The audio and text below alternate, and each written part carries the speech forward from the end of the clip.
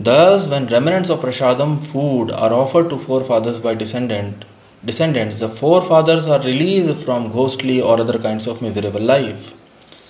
Such help rendered to forefathers is a family tradition, and those who are not in devotional life are required to perform such rituals.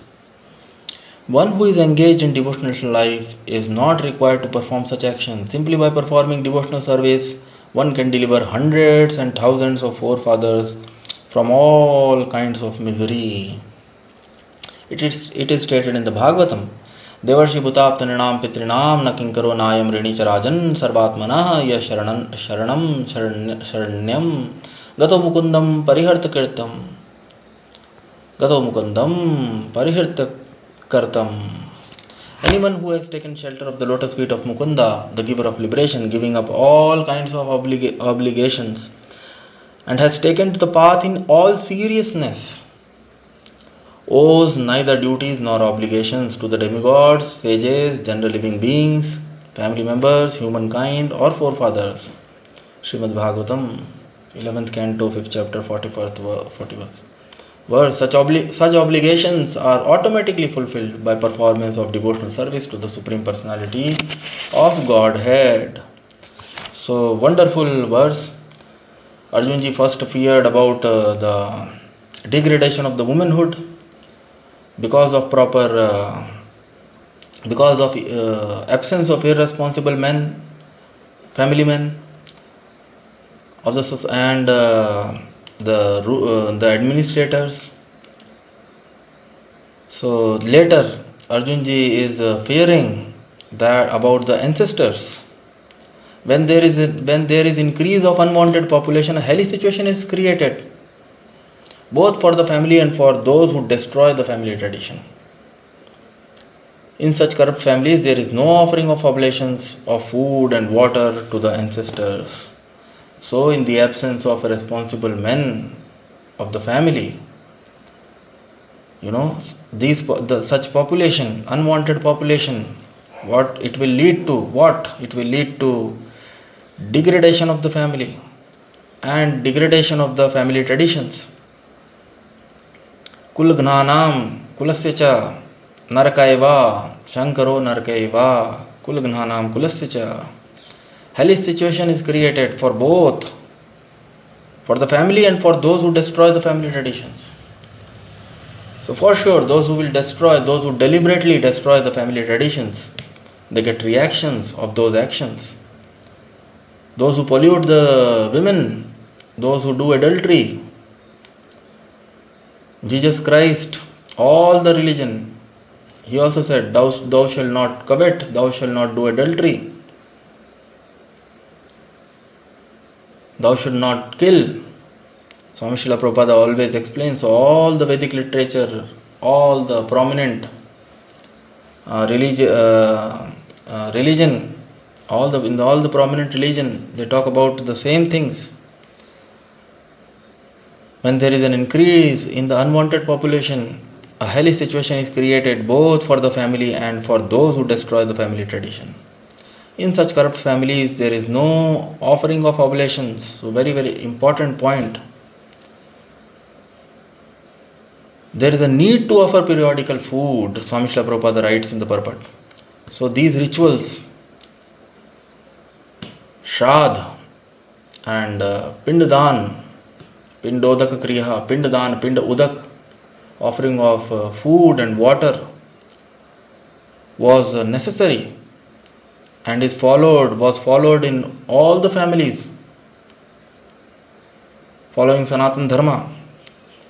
So according to the rules and regulation of the fruitive activities, Karma Kanda, it is mentioned in the Karma Kanda portion of the Vedas, and everyone, it was mandatory for everyone. It was the family tradition, Swami Srila Prabhupada writes in the purport. Such help rendered to the forefathers is a family tradition. So it was the family tradition to offer periodical, time to time, and Shraddh ceremonies. These rituals and ceremonies were performed where forefathers of the family,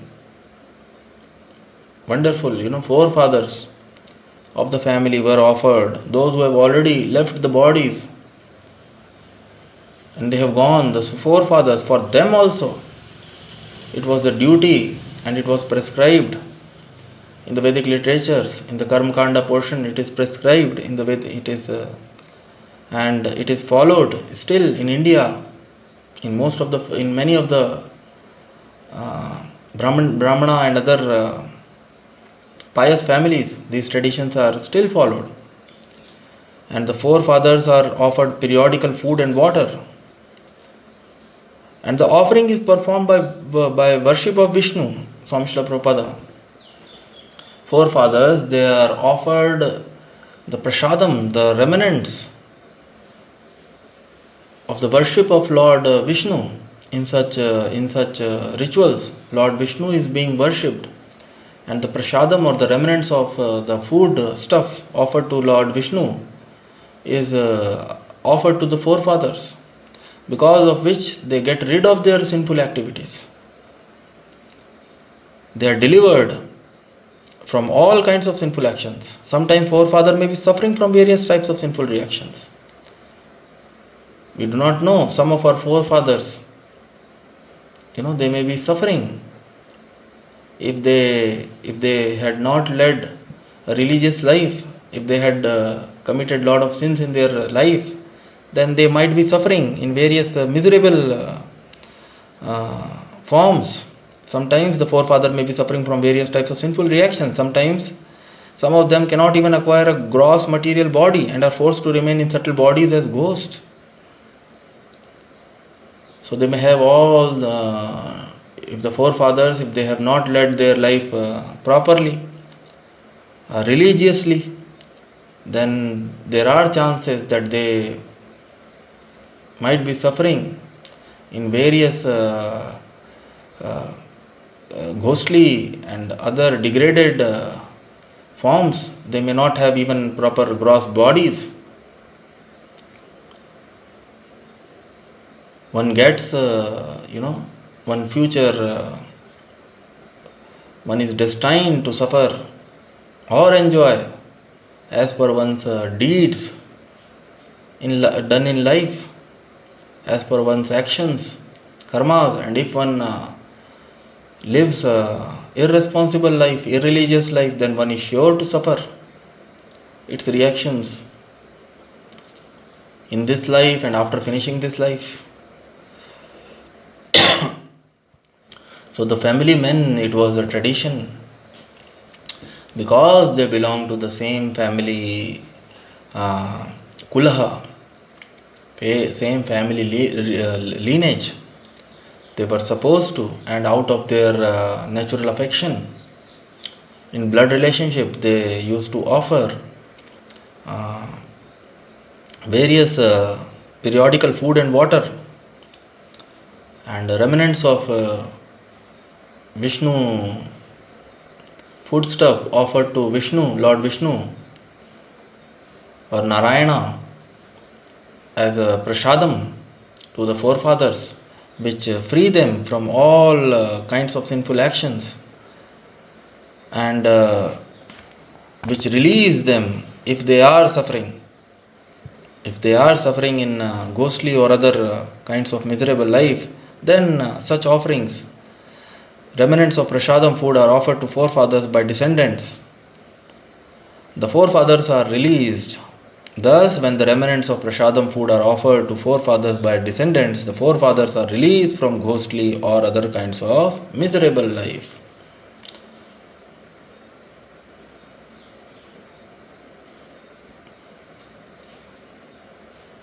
So Lord Krishna also, he says in the Bhagavad Gita, Yagya Shishtina Santo Muchyante Sarva Kilbhishay. So if one accepts the remnants of foodstuff offered, that's why Swami Srila Prabhupada always, he gave so much importance to prasadam. Before food should be cooked only for the purpose of each and every act should be done for the satisfaction of the Supreme Lord. So food should also be cooked in the family for the purpose of offering it to the Supreme Lord, and then one should partake in the remnants of the foodstuff after it is offered to the Supreme Lord. And by doing such, by yagya shishtna santo muchyante sarvakil vishay bhunjante te to agha papam ya pachanti atma karanat. So those who cook food for their own sense gratification, they eat only it is described in the Bhagavad Gita. But if prasadam, if one honors prasadam while living or even after death, if there are good descendants in the family, and if they offer such food or prasadam to the ancestors, then they can be elevated to then they can be elevated to a better life, or they can be freed completely. They can even get liberation if such rituals are properly performed, periodically performed in the family.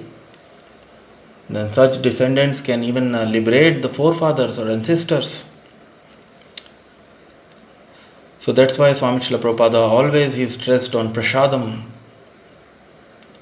honoring prasadam, rather than cooking food for one's own sense gratification. It should be cooked for the satisfaction of the Supreme Lord. One should cook food with purity and utmost purity and with love and devotion, and then that food should be first offered to the Supreme Lord, and then one should accept such the prasadam, the remnants of the foodstuff, and by doing so one becomes free from all sinful reactions which one has acquired due to his previous actions in this life or previous lives. So such help rendered to the forefathers is a family tradition, and those who are not in devotional life, Swami Srila Prabhupada mentions a very, very important point, that those who are not in devotional life are required to perform such rituals. But one who is engaged in devotional life is not required to perform such actions. So for those who are not engaged in devotional life, then it was mandatory, it was important, it was devotional life are required to perform such rituals. But one who is engaged in devotional life is not required to perform such action. Simply by performing devotional service, one can render hundreds and thousands of forefathers from all kind of misery. Simply by, in the Bhagavatam it is stated, Devarshi Bhutaptaninam Pitrinam Na Kinkaro Nayam Renicharajan Sarvatmana Ya Sharanam Sharanyam. One who is worthy of taking shelter. Gato Mukundam Parihirta Kartam. Anyone who has taken shelter of the lotus feet of Mukunda, the giver of liberation, giving up all kinds of obligation. So Mukunda, Lord Krishna's name, one of the name of Lord Sri Krishna is Mukunda, one who gives liberation. So if one is engaged in transcendental loving devotional service, Swami Srila Prabhupada Bhakti, service done with love and devotion, if one is constantly engaged, if one has taken the shelter of the Supreme Lord, and one out of devotion is engaged in seriousness, Swami Srila Prabhupada writes, has taken to the path in all seriousness, owes neither duties nor obligations to the demigods, sages, general living entities, family members, humankind or forefathers. So those, it's not meant for everyone, and one cannot take it as an excuse. If one in seriousness, if one is engaged in rendering devotional service to the Supreme Lord, which is much higher than any other ritual, any other Vedic ritual. Devotional service is much, much higher than any other Vedic ritual mentioned in the scriptures, in the Vedas, because service done to the Supreme Lord, Krishna, Narayana, it satisfies everybody, all the demigods. But those who are not engaged in the devotional service of the Supreme Lord are required to perform such rituals. And in the absence, if one do not perform such rituals, then demigods becomes displeased and can instead of one can get misfortune in life. But if such rituals are performed, the demigods being pleased, they bestow all fortune to one who performs such Vedic rituals. But if a person, Swami Srila Prabhupada, a Vaishnava, or a devotee, a pure devotee of the Supreme Lord, a pure devotee who has taken it in all seriousness, who has taken to the path in all seriousness. So pure devotee of the Supreme Lord, who is always engaged in the transcendental loving devotional service of the Lord, Shravanam, Kirtanam, Vishnu Smaranam, Pad Sevanam, Archanam, Bandhanam, Dasyam, Sakyam, Atmanivedanam. So then the Supreme Lord, the one of the name of the Supreme Lord is Mukunda, who gives liberation. And Swami Srila Prabhupada writes, by performing such devotional service, one can deliver hundreds and thousands. What to speak of 1, 2, 3, 4, 5. One can liberate hundreds. One can deliver hundreds and thousands of forefathers from all kind of misery. One can liberate hundreds and thousands of forefathers from all such kinds of miseries. It is stated in the Bhagavatam. So that's why it is recommended, one should become a pure devotee, a Vaishnava, a pure devotee of the Supreme Lord is much higher than any other class of Brahmanas, Kshatriyas, Shudras, Vaishya or Shudras. And he transcends, Vaishnava transcends all the modes of material nature, and he is situated, he transcends the mode of goodness, passion and ignorance, and he is situated always in pure goodness,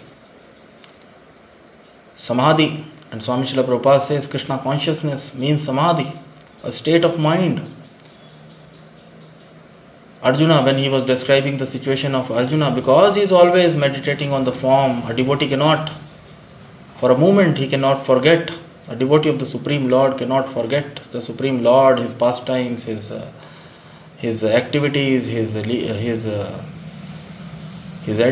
everything related to the Supreme Lord. One who is always engaged in thinking and rendering transcendental devotional service. So such devotional service is in love to the Supreme Lord, Mukunda, Krishna, Narayana, is much higher than any other Vedic rituals which are done to please the demigods.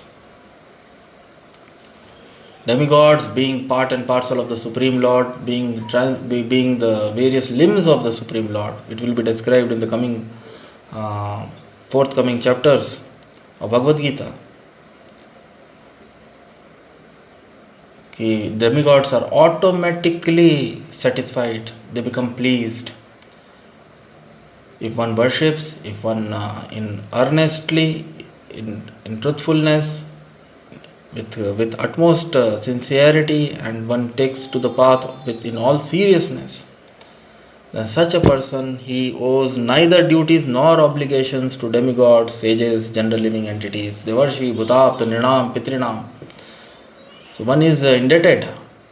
In one sense, truly speaking, one is indebted to the forefathers, one is indebted to the demigods, one is indebted to everyone in that way.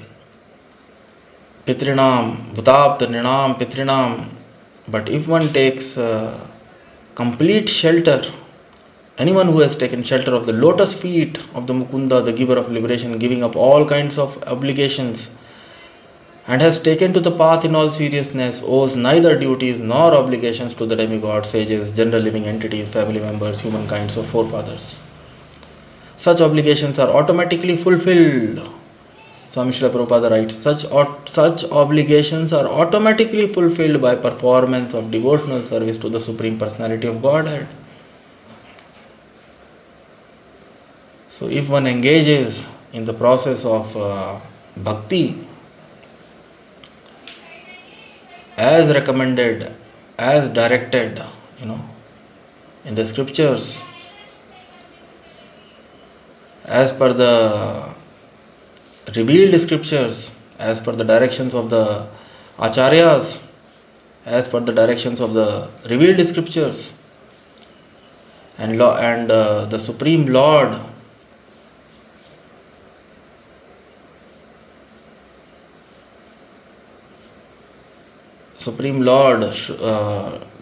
incarnated in this age, Kali Yuga, as Lord Chaitanya, and has recommended the chanting of his holy names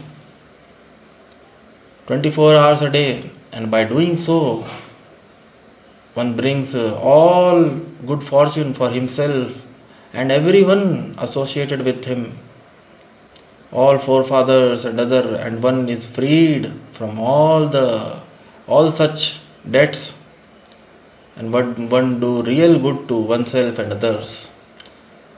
So in Srimad Bhagavatam and other Vedic literatures also, the Leela, when Lord Krishna incarnated as Lord Narsimhadeva, at that time, after killing Hiranyakashipu, he asked Prahlad Maharaj to, when Prahlad Maharaj, when he approached him and paid his obeisances, so Lord Narsimhadeva, being very much pleased, he took Prahlad Maharaj and took him on his lap, and he asked him to, and he insisted him to ask a boon. But Prahlad Maharaj said, I don't want anything, I just want your devotional service, life after life. So, being very much pleased, he again insisted, and when Prahlad Maharaj was insisted too much, so then Prahlad Maharaj asked for the liberation of his father Hiranyakashipu. He said, now you have killed him, so but because I have taken birth in the mode of passion and ignorance, we are asuras. So initially Prahlad Maharaj, he resisted, but later he asked, okay, so O Lord, please liberate my father. So there Lord Narsimhadev, he says, because you are a pure devotee, because you are my pure devotee, all your forefathers, 14 generations, what to speak of your father, your father's father, your grandfather, his father, and they all are already liberated. What to speak of their promotion? Such rituals, such Pindoda Kriya and all, they lead to the promotion of forefathers to higher lokas, higher planetary systems, Swarg Loka and all. So Prahlad Narsimhadev, he is mentioning, because of your pure devotional service, 14 generations of your family, they are liberated from this world, much above the higher lokas. The highest loka, where Lord Brahma's kingdom, a planet, Satyaloka, 7 lokas above the Bhuloka, and then there are 7 lokas below the Bhuloka. So 14 generation, they have all transcended all these lokas. They are out of the universe. They are already liberated because of your pure devotional service. So that is the strength of bhakti or devotional service to the Supreme Lord. That is the strength of bhakti or devotional service, and if it is done with purity, pure devotional service, it benefits everyone.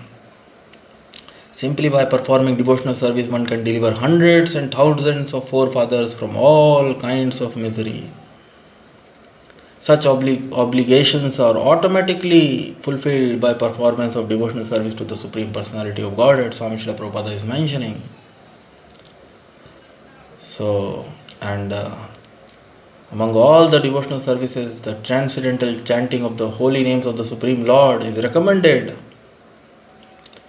for this age of Kali, age of quarrel and hypocrisy.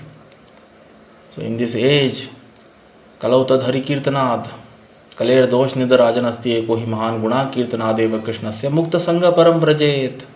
One is freed from mukta sangha param व्रजेत. One gets the highest destination, one gets the highest liberation.